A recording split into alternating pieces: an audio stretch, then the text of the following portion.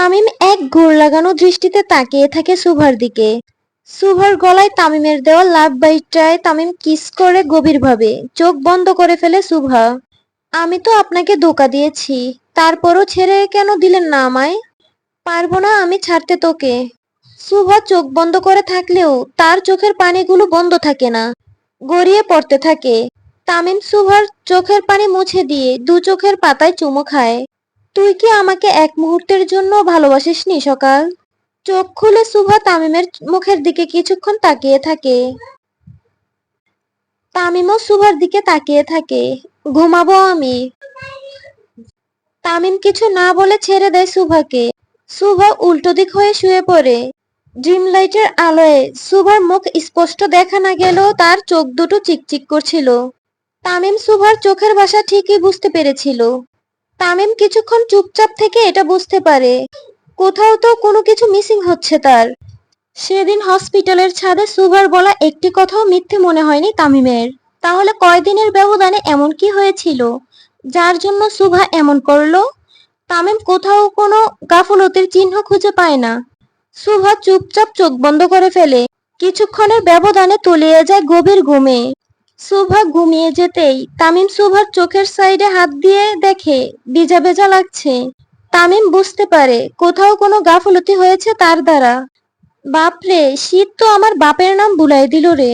যদিও জানি না আমার বাপ কেটা, হালায় পয়দা কইরা ফালাইয়া থুইয়া গেছে গা।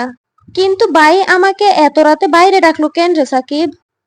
ভিতরে তো মেলার জায়গা। সাকিব আর মাহিরের কথার মাঝেই তামিম খালি পায়ে নিচে নেমে আসে।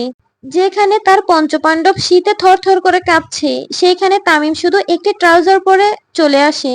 মাহির ভাই, সরকার বাড়ির সব জায়গায় সিসিটিভি ফুটেজ আর হসপিটালে 2 দিনের সিসিটিভি ফুটেজ আমার এখনই লাগবে।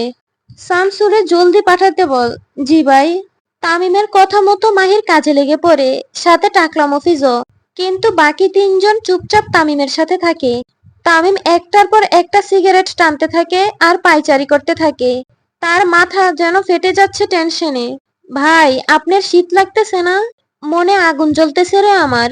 শীতের ঠান্ডা কোনো ব্যাপারই না। ভাই, আপনি কি ঠিক আছেন? কোনো হালাই কি কিছু করলো?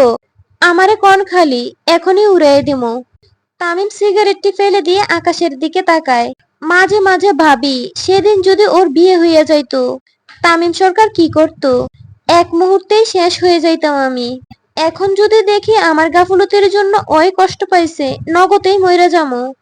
বিয়ে আর কেমনে হইতো ভাই? ভাবি নিজেই তো আপনারে লোকেশন পাঠাইছিল। বউ রাজি না থাকলে বিয়ে হয় নাকি? সাকিবের এক বাক্যই যথেষ্ট ছিল তামিমের পুরো মাথা শর্ট সার্কিট করার জন্য। কি বললি? আবার বল। বউ রাজি না থাকলে? এর আগে বিয়ে আর কেমনে হইতো? তারপরে আবার ভাবি সাব হ্যার বিয়ের দিন আমারে লোকেশন পাঠাইছিল আর আপনারে তাড়াতাড়ি তাকে নিয়ে আসতে বলছিল। সুভা। তামিম কিছু না বলে হাঁটু পেরে বসে পড়ে আর সুভার নাম নিয়ে খুব জোরে জোরে ডাকতে থাকে। তামিমের এমন আচরণে তার পঞ্চপাণ্ডব তার সাথে বসে পড়ে। তারাও বুঝতে পারে না হঠাৎ তামিমের হলোটা কি। ভাই, ভাই, ও ভাই, কি হয়েছে ভাই? বাবি সাবরে ডাকমো? সুভার কথা শুনতেই তামিম মাহিরের দিকে তাকায়। সিসিটিভি ফুটেজ পাইলি? জি ভাই। ঠান্ডা মাটিতেই তামিম বসে পড়ে তার ফোন হাতে নিয়ে দেখতে থাকে। যেদিন তামিমকে সুভা অক্সিজেন সিলিন্ডার নিয়ে রুম থেকে বের করে দেয়, তার ঠিক পরপরই তার ফুপি সুভা আর তামিমের রুমে নক করে। এরপর আর কিছু দেখা যায়নি, কারণ তামিমের রুমে কোনো ক্যামেরা লাগানো নেই। পুরো বাড়িতে সিসি ক্যামেরা লাগানো থাকলেও তামিম তার রুমে লাগায়নি, কারণ সুভার প্রাইভেসি আছে। তারপর দেখে সকাল থেকেই সুভা খুব গম্ভীর হয়ে যায়। তামিম বাকি ফুটেজগুলো চেক করে তেমন কিছু পায়নি, শুধু সুভার ফুপি তাদের রুমে যাওয়া ছাড়া আর সুভার চারপাশে ঘুরঘুর করা ছাড়া। তারপর তামিম হসপিটালে সিসিটিভি ফুটেজ দেখে। নিরাপত্তার জন্য হসপিটালের কোনো প্যাসেঞ্জার রুমে সিসিটিভি নেই বা থাকে না, কিন্তু বাইরে সব জায়গায় থাকে। তামিম লক্ষ্য করে তার পরের দিন ফুটেজে সুভা তার ভাইয়ের কেবিনের বাইরে যেয়ে চুপচাপ দাঁড়িয়ে পড়ে আর তার হাত থেকে পার্স পড়ে যায়। হাত কাঁপতে থাকে তার। তারপর রুমে ঢুকে পড়ে সুভা। ঢুকতেই দুজন বেরিয়ে আসে। ভিতরে কি হয়েছিল সেটা আর জানা হয়নি তামিমের। কিন্তু একে একে দুই করতে তামিমের বেশিক্ষণ সময় লাগে না। তামিম তার আগের দিনের ফুটেজ চালু করে, যেখানে করিডোরে সুভা ছিল তামিমের সাথে। তামিম লক্ষ্য করে সুভা বারবার আর চোখে তার দিকে তাকিয়েছিল। তার মুখেও আলাদা টান ছিল তামিমের জন্য। ভাই অসুস্থ, অথচ সুভা তামিমকে দেখে ব্লাশ করছিল। তার তামিমের দিকে তাকানোর মধ্যেই ছিল আলাদা অনুভূতি। এই দুই নার্সের খোঁজ লাগা। জি ভাই। সাকিব, এখনই উড়াই দিতাছি ভাই। কারে উড়াবি? কেন নার্স রে? শালার ভাই, আপাতত উড়াউড়ি বাদ দে, আর যা বলি কর। বউ আমার এক পিস, কিন্তু আমিও তামিম সরকার। হুম। খুঁড়াতে খুঁড়াতে তামিম রুমে এসে সুভার মুখ বরাবর বসে। কমফোর্টার দিয়ে ছোট বাচ্চাদের মতো মুড়ি দিয়ে শুয়ে আছে। গালে থাপ্পড়ের দাগ স্পষ্ট। ৪৫টি চর, এত সহজেও দাগ যাবে না। তামিম সুভার পায়ের কাছে বসে ডান পায়ের তালু হালকা বের করে ব্যান্ডেজ খুলে ভালোভাবে দেখে। ইস, কি অবস্থা! মনে হচ্ছে মাংস গলে গেছে। তামিম সুভার পা নিজের কোলে নেয়, তারপর আলতো করে তাতে মলম লাগিয়ে আবারও ব্যান্ডেজ করে দেয়। এক নীরব দর্শকের মতো তামিম চেয়ে থাকে সুভার মুখের দিকে।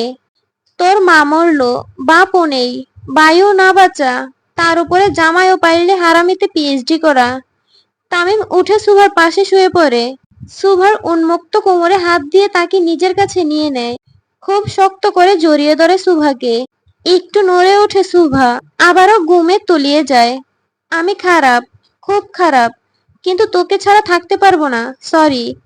তামিম সুভাকে ধরে ঘুমিয়ে পড়ে। তারও ঘুমের প্রয়োজন। এই ৪৫ দিন সেও ঘুমায়নি ঠিক মতো। তামিমও সুভাকে ধরে শুয়ে পড়ে।